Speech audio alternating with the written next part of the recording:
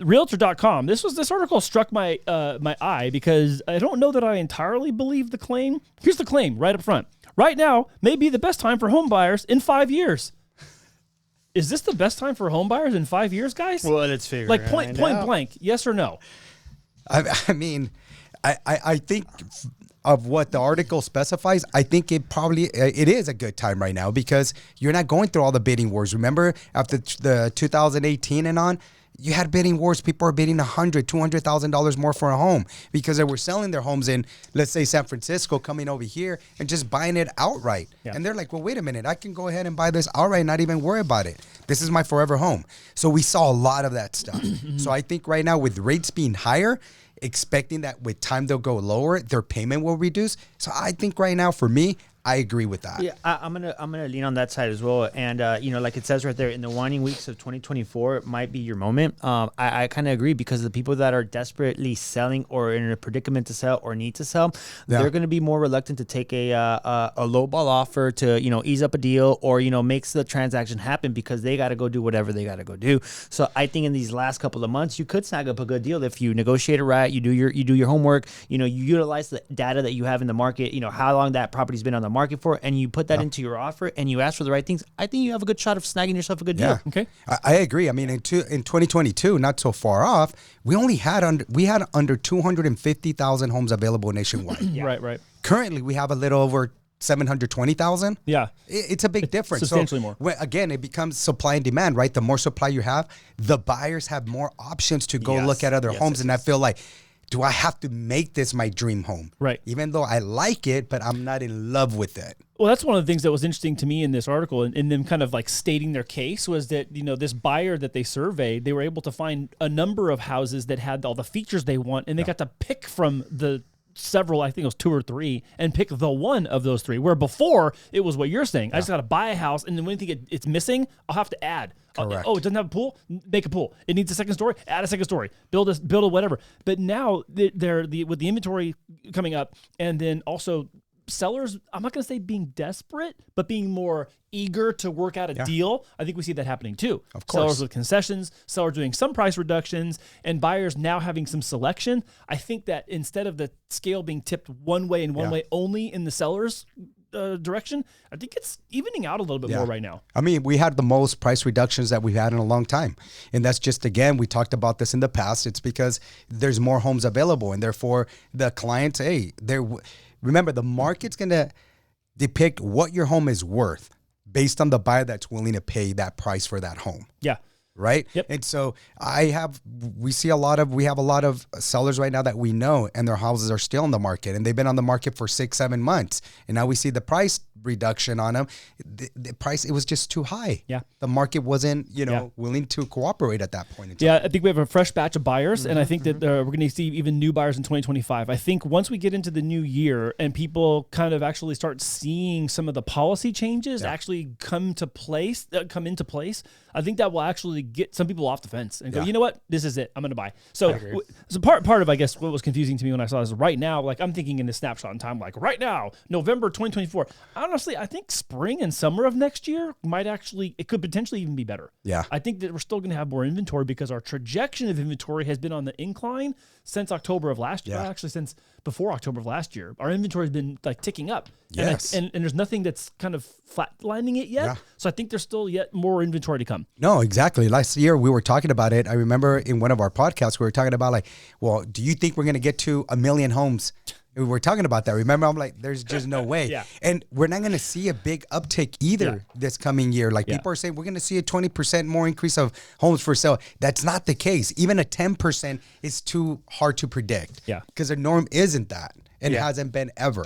My guess was, I think, totally wrong. Yeah. Oh, Oliver's. It's hard to guess that, right? I mean, that's why we go to Alto's research because they bring you really good data, and their data supports the facts. So I'm sorry, did I just hear that correctly? That you're saying that research is actually something that it does. I listen to him all the time.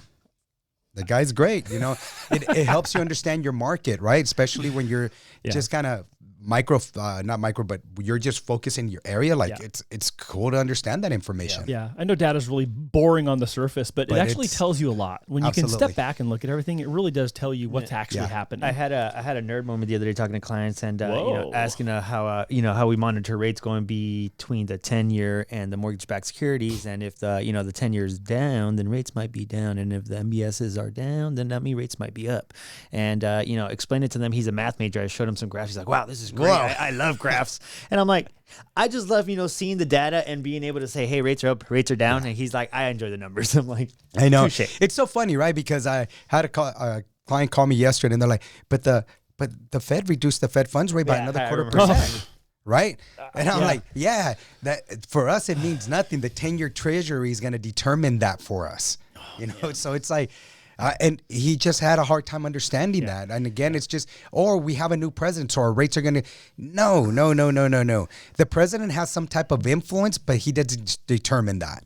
He doesn't wake up and think that. By the way, I think I'm having my favorite part of the show like right now. I know we're going to ask you at the end what's the favorite part of the show. I'm having mine right now. Both you guys talking about data, 10-year yield. I'm over here like holding back tears. I'm having this super proud show host moment. You guys talk about the 10-year yield and charts. Yeah. I love you guys. We just want to be better for our clients. We want to be better for the decisions we make as we move forward. I know it's stale.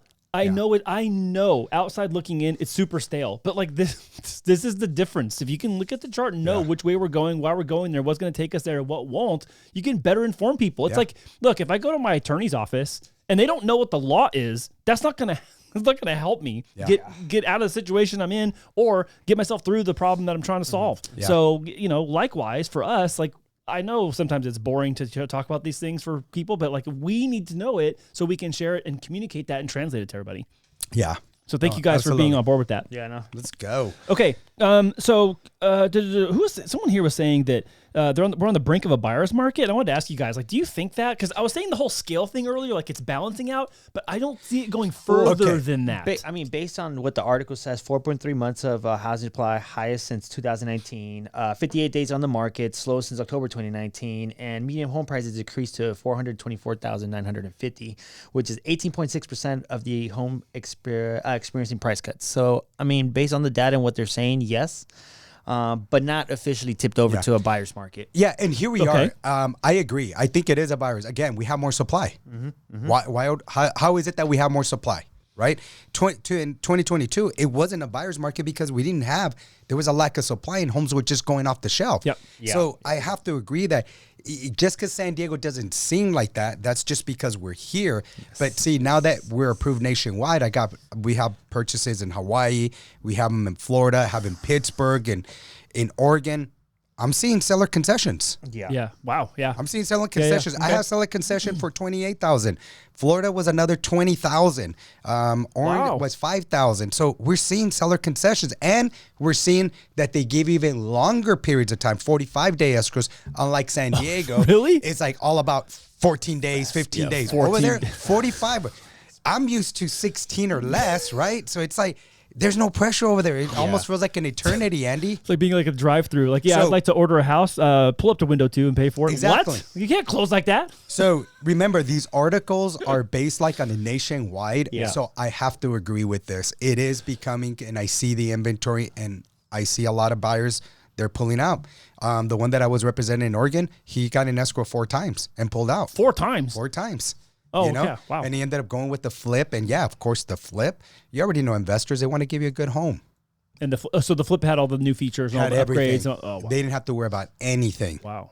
So maybe that's more of the tail of the tape right now. That's what sellers are really competing against, is the house that is updated and looks really nice versus your old ass house you're trying to sell at the same price as the one down the street is looking nice. And we don't want to say an old house, right? We want to say I will say old ass house. Yeah, sorry. I just, everybody has their own taste, right, and how they do things, but some people can't afford. The thing is, a lot of people can't afford to go in there and repaint the home, put new doors, right? Yeah. I'm not going to belittle people. I'm just saying that I know. Here's what I'm telling people.